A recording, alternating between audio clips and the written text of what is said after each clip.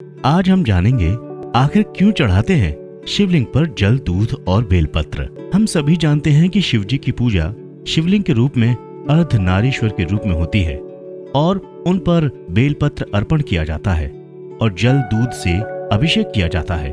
कभी आपने इसके पीछे के कारण जाने हैं कि क्यों शिवलिंग पर बेलपत्र और जल चढ़ाया जाता है? इसके पीछे के कारण जानने के लिए पुराणों में एक प्रसंग मिलता है। हम सब जानते हैं कि एक बार देवताओं और दानवों ने सागर मंथन किया था, जिसमें अच्छी और बुरी दोनों तरह की चीजें निकलने लगीं। उसी सागर मंथन में हालाहल नाम का विष भी निकला और उससे समस्त जगत विनाश की तरफ बढ़ने लगा। किसी में इतनी शक्ति नहीं थी कि वो इस विष के जानलेवा प्रभाव को रोक सके। तब भोले बाबा ही अकेले ऐसे थे जिनके सामने विष का प्रभाव समाप्त हो सकता है। भोले भंडारी ने संपूर्ण विष पी लिया और वो विष उनके कंठ में रह गया।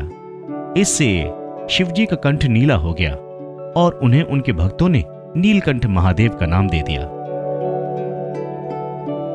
विष के प्रभाव से शिवजी का मस्तिष्क गर्म हो गया और वो व्याकुल हो गए। तब देवताओं ने उनके सिर पर जल उड़ेलना शुरू कर दिया और इससे शिवजी को आराम प्राप्त हुआ। शिवजी के सर की गर्मी तो दूर हो चुकी थी, पर कंठ में जलन अभी भी हो रही थी। अब देवताओं ने बेलपत्र शिवजी को खिलाना शुरू किया। बेलपत्र विष के प्रभाव को खत्म करता है। इस तरह नीलकंठ भगवान को जल और बेलपत्र चढ़ाया जाता है। ये दोनों उस विष के प्रभाव को खत्म करके शांति देने वाले होते हैं। शिवरात्रि कथा में भी एक प्रसंग है कि शिवजी को क्यों बेलपत्र चढ़ाया जाता है। शिवरात्रि की रात एक भील अपने घर नहीं जा सका था और वो एक बेल के पेड़ पर ही रात भर बिताता है। संयोग से उस पेड़ के नीचे एक शिवलिंग होता है।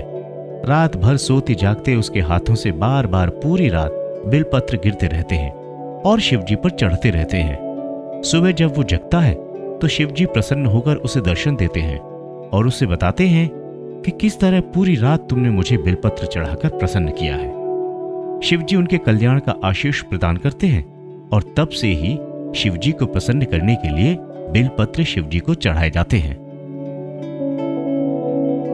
तो जाना आपने कि शिवजी को बेलपत्र और जल क्यों चढ़ाया जाता है। आपको ये वीडियो कैसा लगा जरूर बताएं कमेंट सेक्शन में। चैनल को सब्सक्राइब कर लीजिए। नमस्कार।